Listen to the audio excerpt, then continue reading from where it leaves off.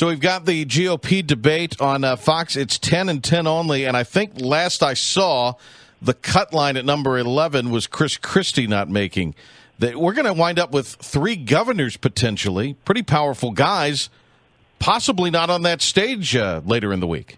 Yeah, that's entirely possible. But I would also say I wouldn't, bet the entire race on this upcoming debate. I like Fox News. I watch Fox News, but I think Fox News has sort of overplayed their hand on this whole thing. I mean, yesterday they had Rick Perry on there on Fox News Sunday, and Chris Wallace just about said, would you consider suicide if you don't make it into the primetime debate? I mean, I think this is putting a little too much emphasis on this debate.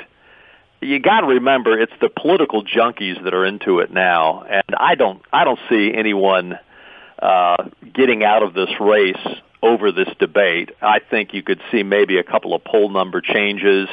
I think Donald Trump has got the biggest thing to lose in this. If he goes up there and screws up, he could come down in his numbers.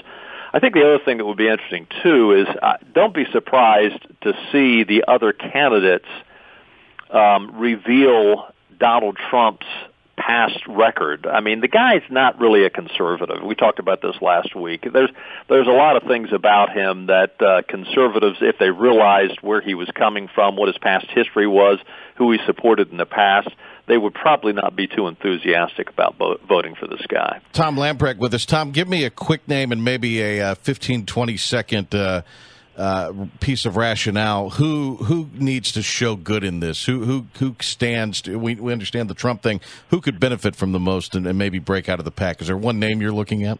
Well, not really, but there's 3 categories. There's 3 subset categories. Who's going to win the establishment Republican category? And that would be Bush, Pataki, Graham, Christie, and Kasich. Who is going to win the right-wing Tea Party category? That would be Cruz, Rubio, Huckabee, Santorum, Perry, Walker, and Jindal. And then who's going to win the non-traditional, non-political candidate category? That would be Paul, Carson, Fiorina, Trump, or Gilmore.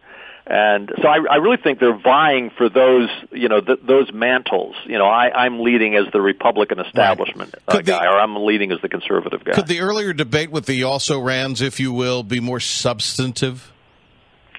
It's just going to be hard on both of these debates because you're working with sound bites, and it's really sad that you don't have a debate where you can really delve into the intelligence and the character of these people, but they're just these simple little sound bites.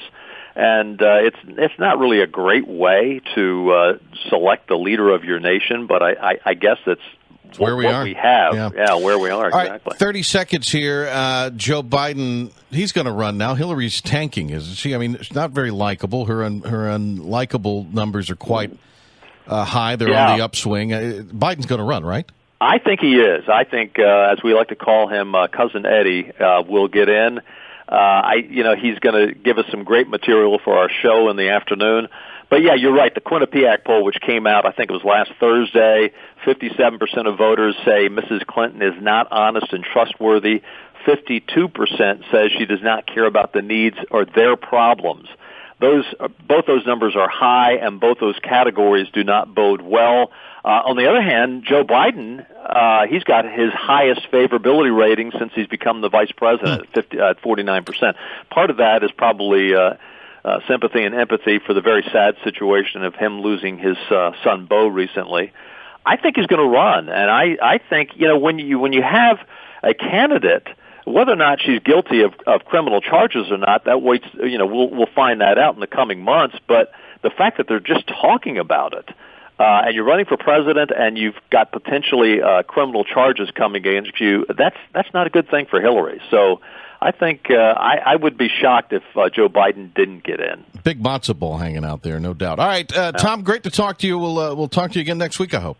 Great. Sounds good. Thanks, Patrick.